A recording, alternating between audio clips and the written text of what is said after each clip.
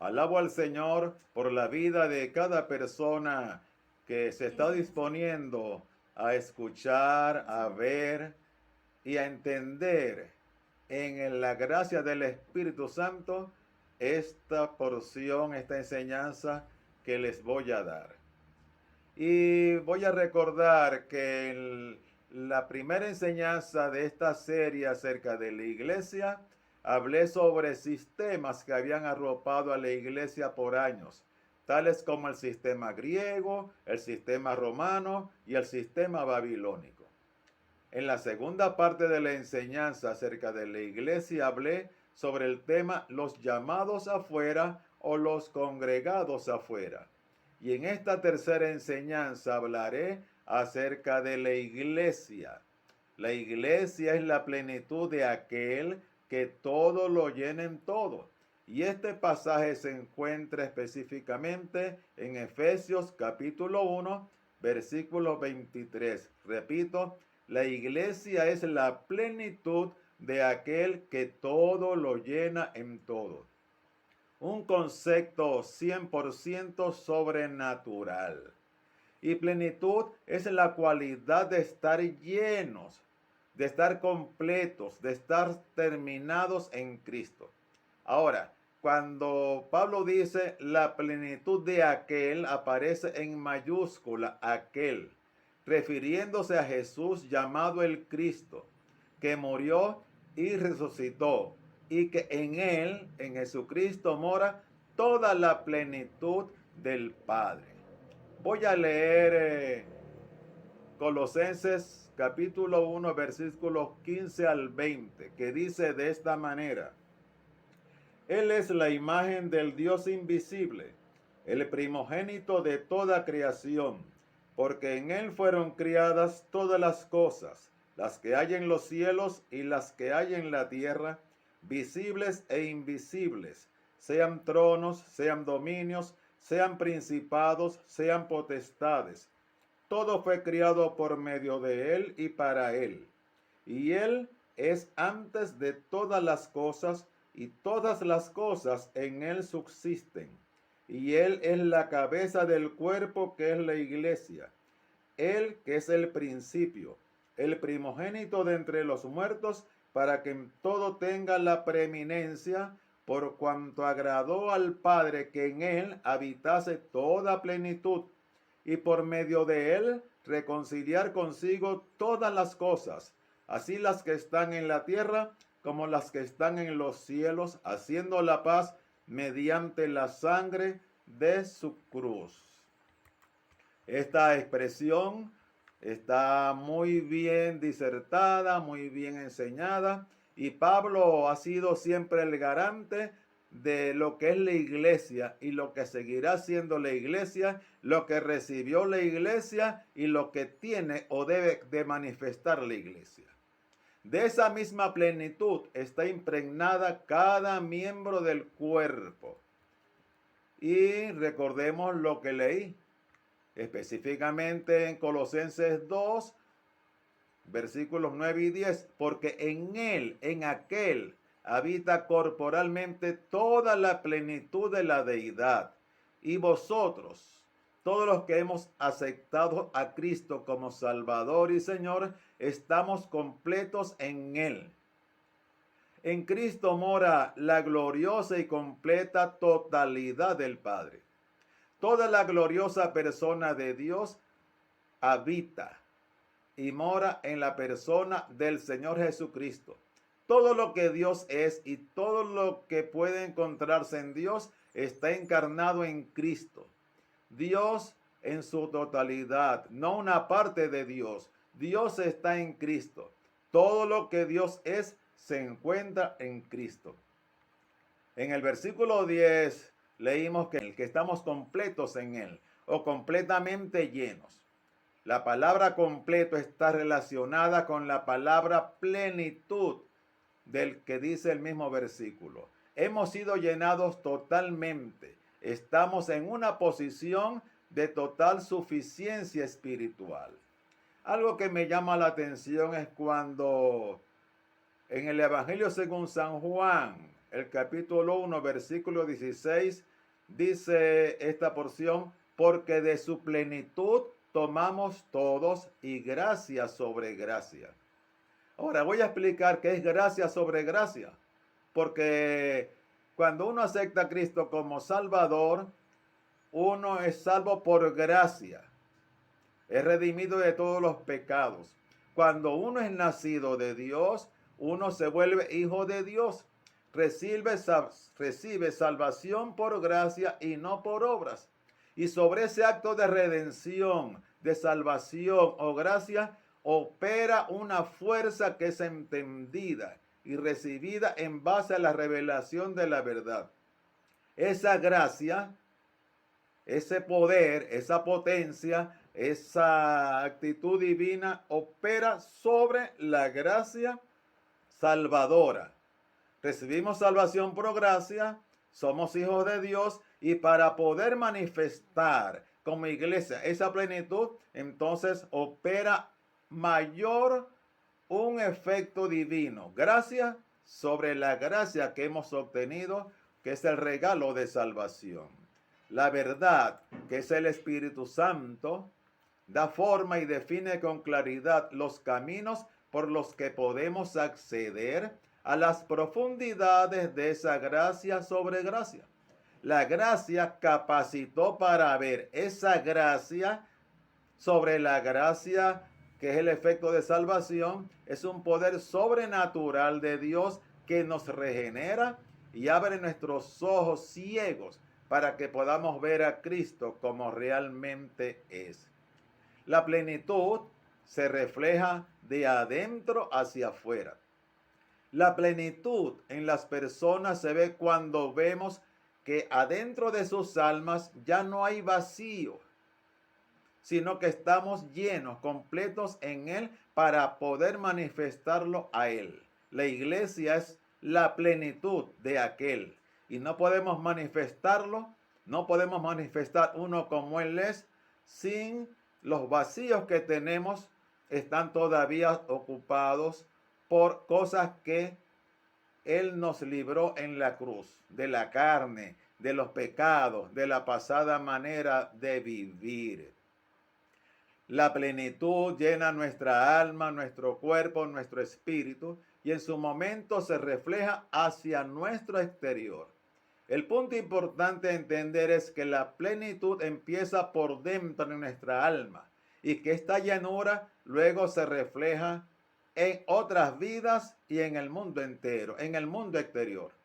La escritura bíblica dice, Cristo es nuestro todo, en Él está toda la plenitud de la deidad. Él es todo cuanto necesitamos.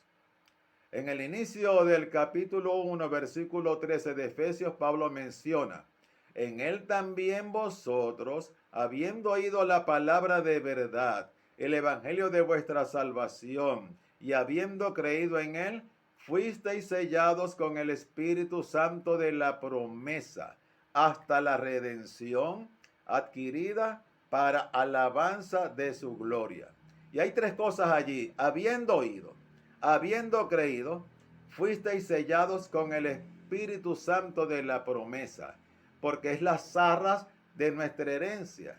Las arras, lo que conduce a cada creyente a entender, a caminar, a vivir en el diseño de Dios al cual fuimos llamados. Y voy a leer otra lectura en Efesios capítulo 1, versículos 22 y 23.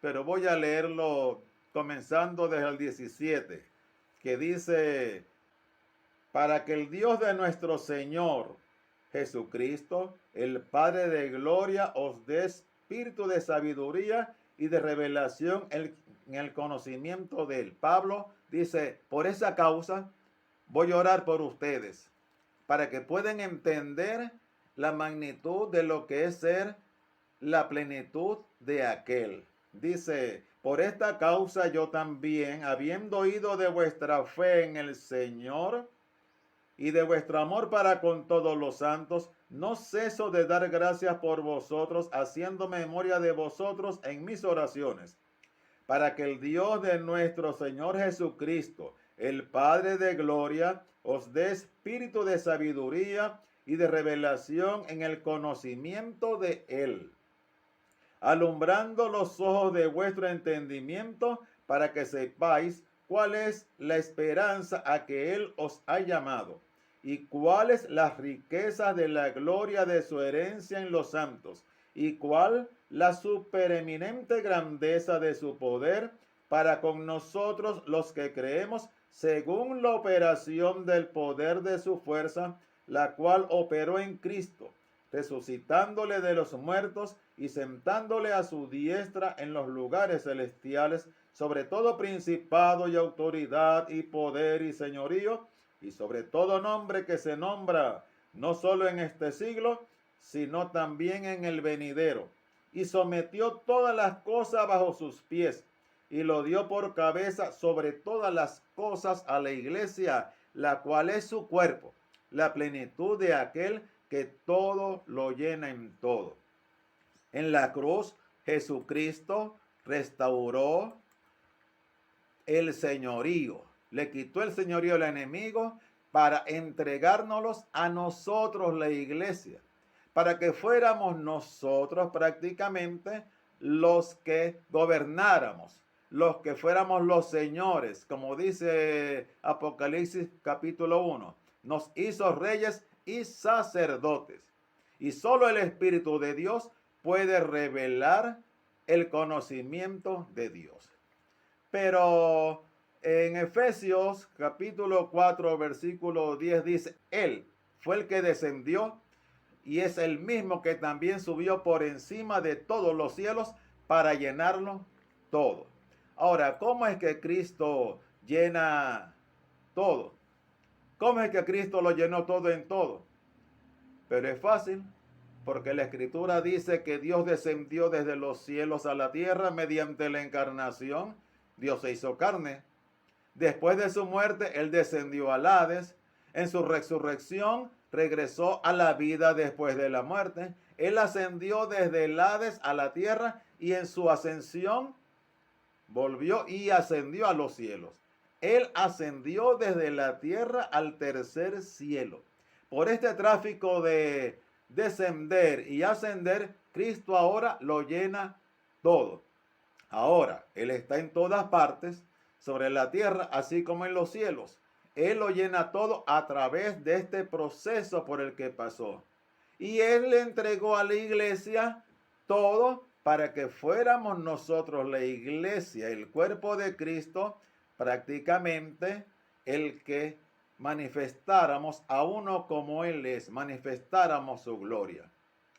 Cuando Cristo estuvo en la tierra, Él tuvo un tipo de cuerpo que era físico, igual que el nuestro.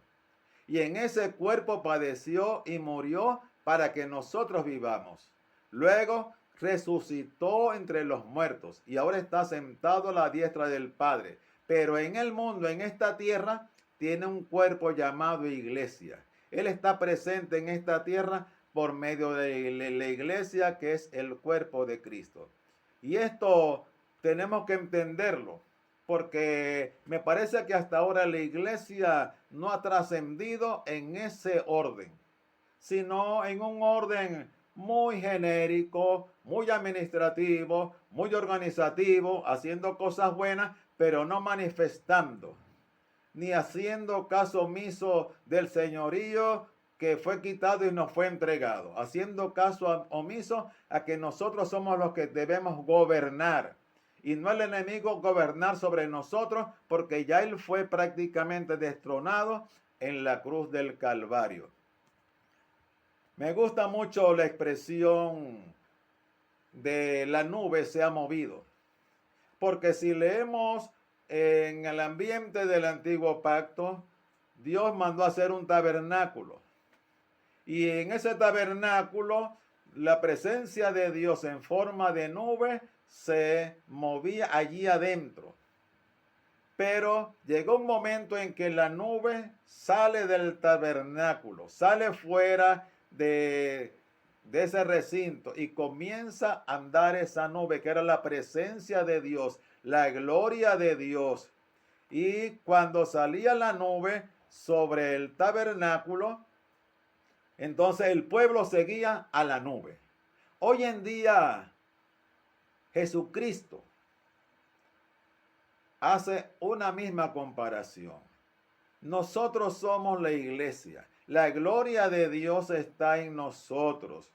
Y esa nube tiene que moverse. La nube tiene que moverse. Y la nube se ha movido. Nosotros somos tabernáculos también. Y en nuestro tabernáculo somos templos. Y en nuestro templo habita también esa plenitud, esa gloria. Y la manifestación tiene que darse. Lo hizo en el templo también. Y la gloria de Jehová llenó el templo, el que hizo Salomón. Pero dice el apóstol Pablo que ahora nosotros somos los templos del Espíritu Santo. ¿Cuándo se va a manifestar? ¿Cuándo se va a mover la gloria prácticamente desde nuestras vidas? Porque ese es un nivel profético. El profeta Isaías dice en Isaías capítulo 6, versículo 3, y el uno al otro daba voces diciendo, Santo, Santo, Santo, Jehová de los ejércitos. Toda la tierra está llena de su gloria. Pero repito, eso fue el nivel profético. Pero el nivel profético se cumple cuando Jesucristo le entrega todo a la iglesia, que es la plenitud de aquel que todo lo llena en todo. Jesucristo en sus 3 años caminó, hizo milagros, hizo prodigios, estableció relación, la gente lo seguía, la multitud lo seguía y sabía que había algo sobrenatural en él. Pero ahora nosotros somos los que tenemos que hacer o debemos hacer lo que él hizo, aunque él con claridad decía, yo no hago nada de lo que le he visto hacer al Padre, ni hablo nada de lo que no le haya oído hablar al Padre. Es como una encarnación. El Padre se encarnó en el Hijo, en ese cuerpo, para hacer una tarea específica, especial, sobrenatural, trascendental, y luego Jesucristo, el Hijo, muere, va a la cruz, asciende y nos entrega todo. Nos entrega todo. O sea, si él vive en nosotros, somos como una encarnación para hacer el trabajo, la tarea y la manifestación en toda esta tierra. Si leemos Isaías 60, capítulo 1, hasta el versículo 3, dice, levántate, resplandece, porque ha venido tu luz, y la gloria de Jehová ha nacido sobre ti. Porque he aquí que tinieblas cubrirán la tierra y oscuridad las naciones, mas sobre ti amanecerá Jehová, y sobre ti será vista su gloria. Y andarán las naciones a tu luz, y los reyes al resplandor de tu nacimiento. Isaías capítulo 60, versículos 1 al 3. En Habacuc, otro profeta, dice en el capítulo 2, versículo 14, porque la tierra será llena del conocimiento de la gloria de Jehová, como las aguas cubren la mar. ¿Y quién va a cubrir de ese conocimiento sino la iglesia, que está puesta para ser un avante, para ser una guerrera, para que se disponga a manifestar uno como él es? Pero no el conocimiento de las cosas prácticamente terrenales de Jesucristo en la tierra, sino de las cosas trascendentales que el Padre le dio para establecerlas en la tierra. Es vida de reino. Venga tu reino. Y el reino se estableció. Y el reino lo tiene que establecer también y vivir la iglesia actual, porque es el cuerpo de Cristo en la tierra. Y Ageo, el otro profeta, dice en el capítulo 2, versículo 9, la gloria postrera de esta casa será mayor que la primera, ha dicho Jehová de los ejércitos, y dará paz en este lugar, dice Jehová de los ejércitos. La gloria postrera de este templo, del segundo templo, será mayor. El primer templo fue un templo hecho de manos, pero el otro templo somos nosotros. Por eso está profetizado que Él no habita en templos hechos de manos. Él ahora habita en nosotros, templos del Espíritu Santo. Ahora, hay una responsabilidad que nos compete a todos los que nos llamamos apóstoles, profetas, evangelistas, pastores o maestros. Efesios capítulo 4, versículos 11 al 16. Es una responsabilidad, una función para llevar a cada miembro del cuerpo a la estatura de la plenitud de Cristo. Y dice este pasaje así: y él mismo constituyó a unos apóstoles, a otros profetas, a otros evangelistas, a otros pastores y maestros, a fin de perfeccionar a los santos para la obra del ministerio, para la edificación del cuerpo de Cristo, hasta que todos lleguemos a la unidad de la fe y del conocimiento del Hijo, a un varón perfecto, a la medida de la estatura de la plenitud de Cristo, para que ya no seamos niños fluctuantes, llevados por doquiera de todo viento de doctrina, por estratagemas de hombres que para engañar emplean con astucia las artimañas del error, sino que siguiendo la verdad en amor, crezcamos en todo en aquel que es la cabeza, esto es Cristo, de quien todo el cuerpo, bien concertado y unido entre sí, por todas las coyunturas que se ayudan mutuamente, según la actividad propia de cada miembro, recibe su crecimiento para ir edificándose en amor. El punto básico o principal es que tenemos una responsabilidad de conducir a cada miembro del cuerpo, los que Dios le haya dado, llámese como se llame su iglesia, su congregación, reúnase donde se reúna, de llevar a cada miembro del cuerpo a la estatura de la plenitud de Cristo. ¿Por qué? Porque la iglesia es la plenitud de aquel que todo lo llena en todo. Es tiempo en el cual los pastores asuman la magna responsabilidad de conducir a los miembros del cuerpo a esa estatura, porque es prácticamente una obligación. Concluyo de esta manera: nuestra naturaleza terrenal o carnal no acepta o no entiende correctamente que hoy vivimos en una nueva dimensión.